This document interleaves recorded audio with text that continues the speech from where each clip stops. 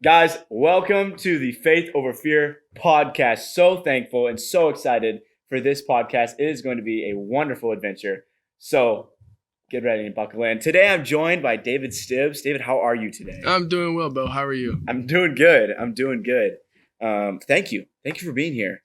And truly thank you for sharing with us what you're going to be sharing today. Today we're going to be talking about, times in our life where Jesus showed up. And David has a story for us. So take it away, man. Thank you. All right. Well, first of all, thank you for having me on. This is truly an honor. Yeah. I guess the biggest thing that I want to talk about today is my deliverance or freedom from insecurities, which caused a lot of fear in my life. Yeah, that's good. It started when I was very young, and throughout my entire life, I had these issues. And the biggest thing that I saw in my life was fear began to control every aspect, whether it was the fear of man, fear of failure, or fear of just actually being correct on my insecurities. Wow. So the testimony really comes in when I finally come to know the Lord, and I finally just gave up every little bit of myself. And Bo, there's nothing better than the love of Jesus Christ. Dude. There's nothing. 100% agree with you, man. Nothing better than Jesus. When Paul prays in Ephesians 3 to a church that he was currently fathering, he was being a father to these people. And he says in chapter 3, verse 19, to know the love of Christ, which passes all knowledge, that you may be filled with all the fullness of God. To know the love of Christ, which passes beyond all knowledge, something that we can't even put into words. It's something that changes us from the inside. And Bo, when I finally received that revelation, that what I thought of myself was not my true identity, what I heard others say was not my true identity, but the events that happened in my life that caused trauma and created insecurities and brought on fear, that was not my true identity. Yeah.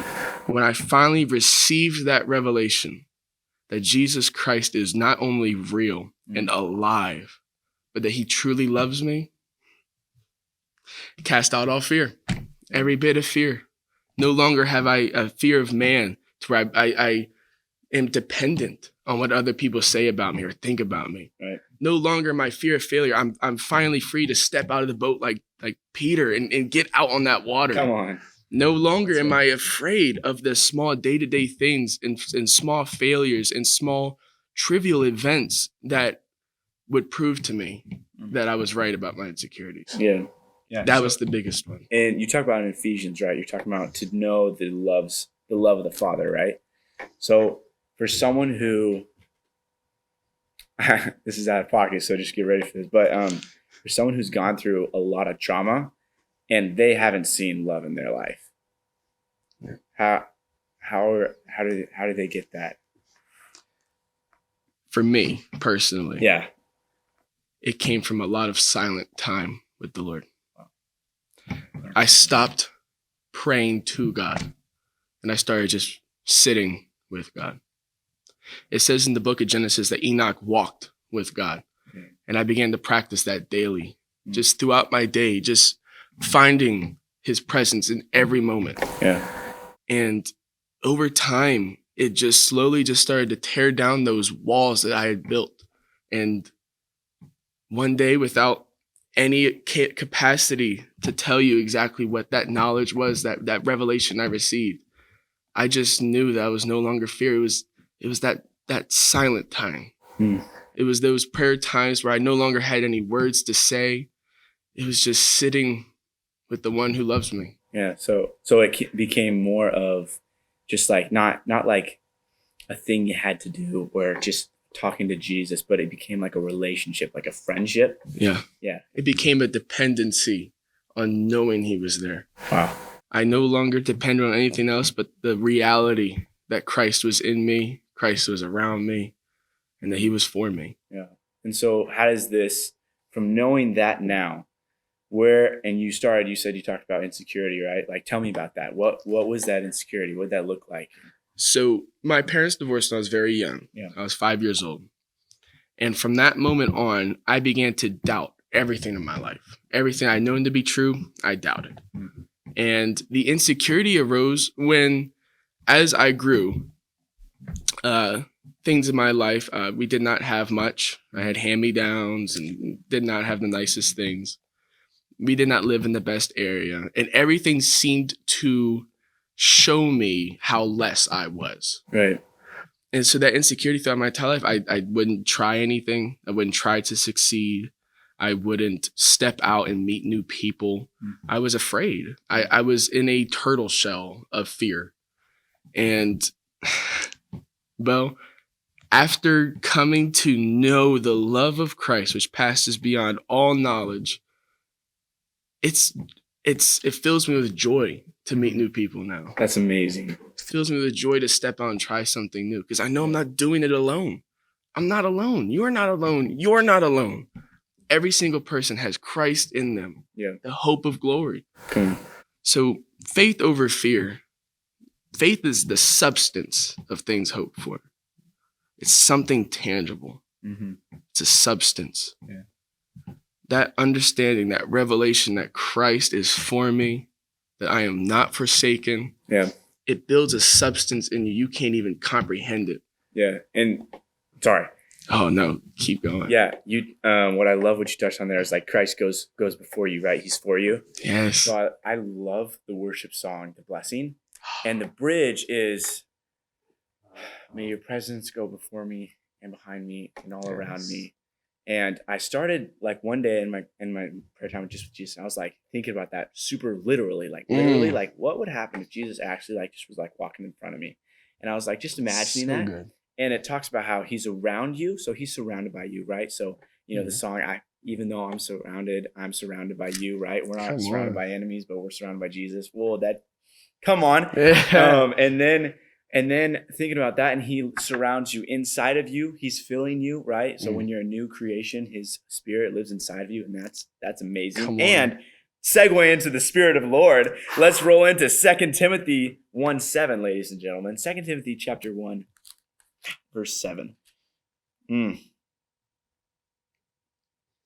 It says, "For the Lord did not give us a spirit of fear, but a spirit of power, of love, and of self-discipline." And okay, hearing this, like I feel like it's one of those verses that kind of gets tossed around like a Jeremiah 29:11, which those verses are so powerful and those are good. Yes. But this verse, I took it apart literally one time, and I was like, all right. Power. Why would I need power? Well, the enemy is like attacking us, right? Like, so you told me a bit about your insecurities, about how you got bullied too as well in school. And I think what's something special with that is that the Lord gives us strength and power to overcome those adversities. So good. In your experience with that bullying, what was a tangible and physical way you saw God move on your behalf to overcome that fear and to have that faith overcome? I started to no longer become offended. I began to receive the power to just love back, to turn that other cheek. I stopped getting angry and receiving it and allowing that to be who I was. And I just began to love back. Wow. Now, obviously, nobody is extremely perfect all the time. But when you can finally feel that freedom to just let go, that's power, man. That no one else can control you. That's power that you have. And that comes from that perfect love. So I've heard like people talk about when they go through adversity, it's not like getting harder and like meaner, so it doesn't affect you, but like getting like tougher. Would you agree to that? I would say that I am probably more sensitive now than I ever have been in my life, but you are so right. It's like a tough sensitive.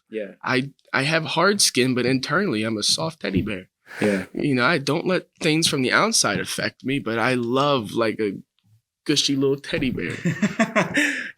Dude, the love of Christ inside of us. Wow. That's really so powerful. I think the faith over fear is so beautiful, and wanted to say thank you for sharing what the Lord gave you about having that power and that sound mind. It's so needed. It's so needed in every person's life. Yeah. So needed. I think, man, to share my story. So in middle school, I also got bullied as well. And there's this one moment where I want to like just highlight this, because this verse, like I love the Bible because it's literally so practical. It's I like, so practical. like they're talking about, some things like you read like, what's this? It says a deacon must be the husband, but one, anyway, just like sometimes you're like, what's a deacon, and like the Bible's like not relatable, but actually it is. And anyway, but it talks about of power, love, and a sound mind, right? Or this version says self-discipline. Which is so good, man. This is a good example. Thank you, Lord. I was walking to my class, had my books in my hand, and like it was classic bully movement. Like he came and like elbowed me, and I like lost my balance, ran into the wall, and like I dropped my book. Like literally completely stereotyped. I like looking back, this is hilarious.